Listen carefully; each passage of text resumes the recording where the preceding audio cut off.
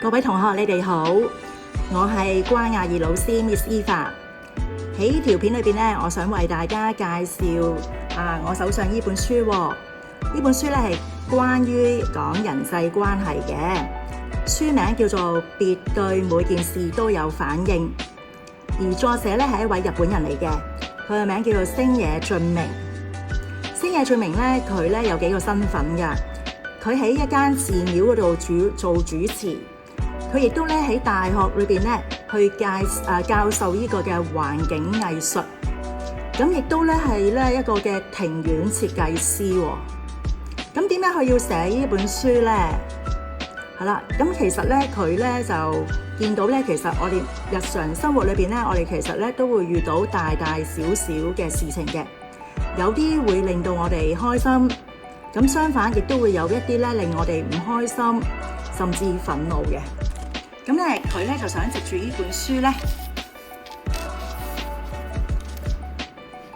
去教導我哋咧。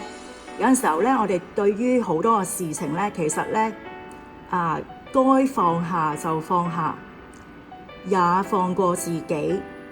工作也好，人際關係也罷。沒有什麼不能捨棄。咁當然啦，你哋仲係學生，仲未出嚟做嘢。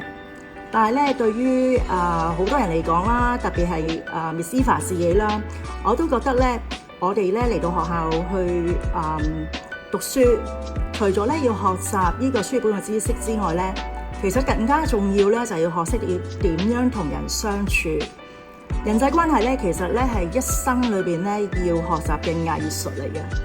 咁咧，所以咧相比之下咧，其實咧我哋所學嘅書本知識咧，唔係真係咧最緊要同埋最難。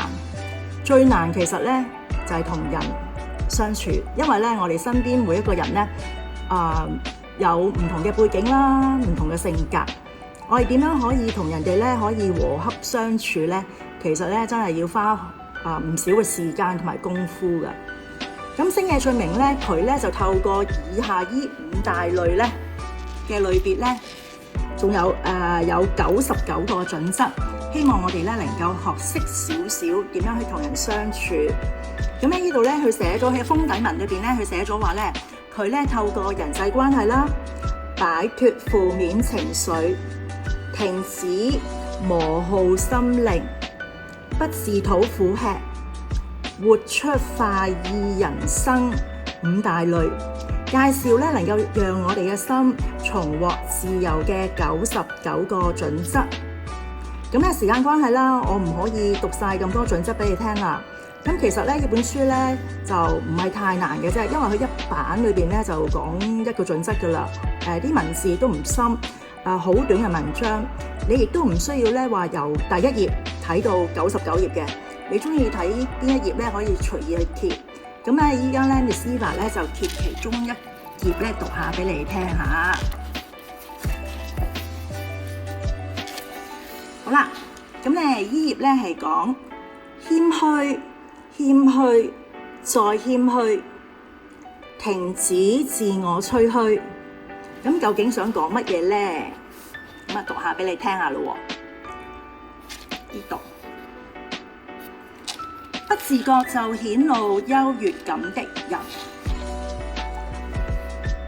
人與人在對話時，自吹自擂所佔嘅比例通常不低，因為人類是一種愛炫耀的生物。然而這麼做，或許也是為了表達我希望獲得其他人的正面肯定。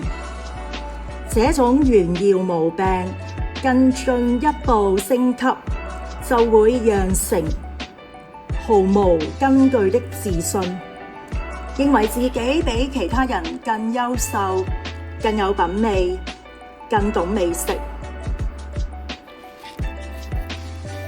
現代人習慣使用社交網站，所以不自覺顯露出優越感的人也越來越多。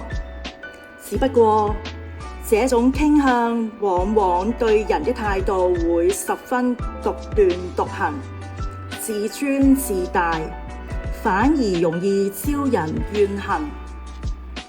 首先，請先停止自我吹噓，並經常檢查自己的言行舉止，是否在不自覺間流露出自傲。當察覺到不對勁時，記得提醒自己，謙虛，謙虛，再謙虛。咁而司法咧就藉住呢個片段啦，咁希望咧都鼓勵大家，亦都提醒我自己咧，我哋同人相處嘅時候咧，我哋真係要抱住一個謙虛嘅態度。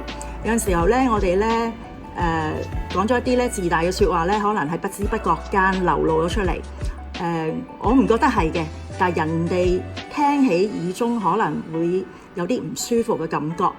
咁啊，希望咧同學咧能夠有機會啦，睇下呢本書。咁咧，如果同學咧想睇呢本書嘅話咧，暫時圖書館冇，但係咧我會睇完呢本書咧就會將佢咧就會捐俾圖書館㗎啦。咁你可以隨時攞去睇咯。咁啊，另外咧星野俊明咧其實咧都會有寫其他關於人際關係嘅書嚟嘅。有啲咧係漫畫版添。咁咧同學咧可以去書局度咧留意一下。咁咧呢條片段咧到呢度結束。多謝大家收睇，拜拜。